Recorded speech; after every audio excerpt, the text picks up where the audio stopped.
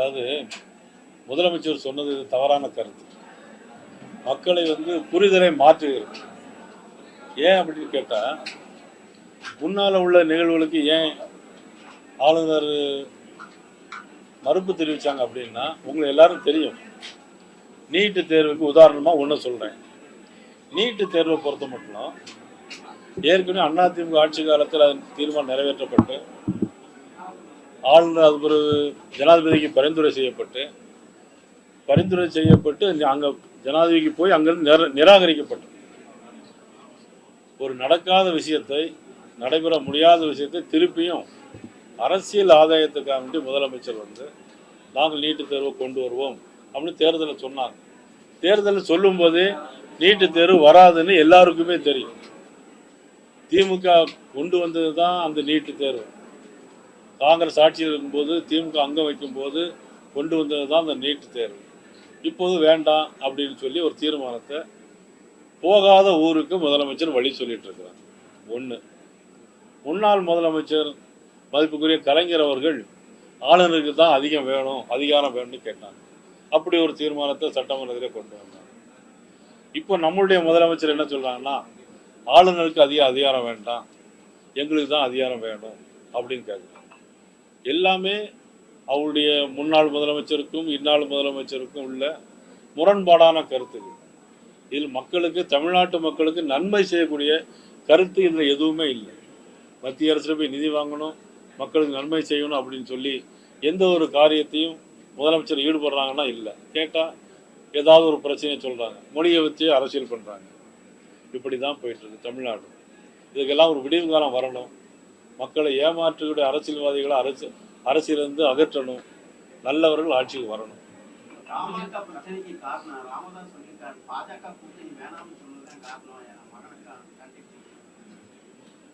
அது அவங்களுடைய உள்கட்சி பிரச்சனை. இதில் பாரதிய ஜனதா கட்சியை நீங்களும் தயவு செய்து இழுக்காங்க.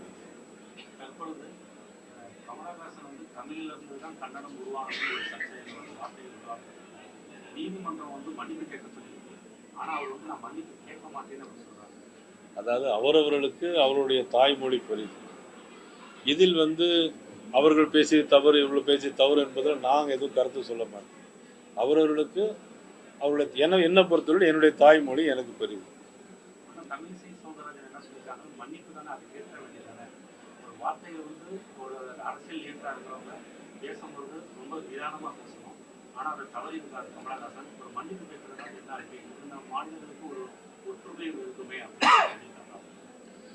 என்னை பொறுத்தவரை மாநிலங்களுக்கு ஒற்றுமை வரணுங்கிறதுல 100க்கு 100%. ஏன்னா நாங்கள் அகில இந்திய கட்சி. எல்லா மாநிலம் ஒன்றா இருக்கணும், எல்லா மொழியும் ஒன்றா இருக்கணும். நமது நாடு, நமது மொழி, நமது தேசம் உணர்வு எல்லாருக்கும் வேணும். அவ்வளோதான். வேற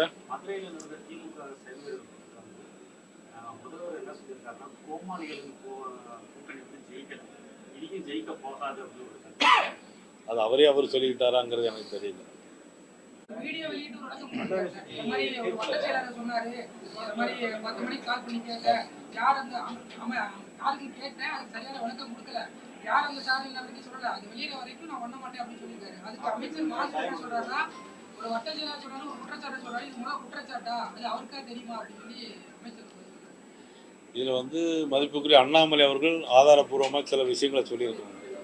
அவங்களும் ஆதாரபூர்வமாக பதில் சொன்னால் நல்லா இருக்கும். என்னை பொறுத்தவரைக்கும் அதே பிரச்சனை தான், அதே கேள்வி தான் நானும் கேட்குறேன். அதாவது நீதிமன்றத்தினுடைய கருத்துக்குள்ளே நான் போக முடியல, விமர்சனம் செய்யக்கூடாது. ஆனால் அதே நேரத்தில் காவல்துறை குற்றப்பத்திரிகை தாக்கல் செய்யும்போது சரியான முறையில் அது தாக்கல் செய்திருந்தால் அந்த சாருக்கும் விடை கிடைத்திருக்கும். இன்னொன்று, இப்பொழுது அவசரமாக திமுக ஆட்சிக்கு 4 ஆண்டுகள் ஆகிவிட்டது இல்லையா? 4 வருஷம் ஆகிட்டா இல்லையா? 4 வருஷம் ஆகிடுச்சு. எத்தனையோ பாலியல் வழக்கு.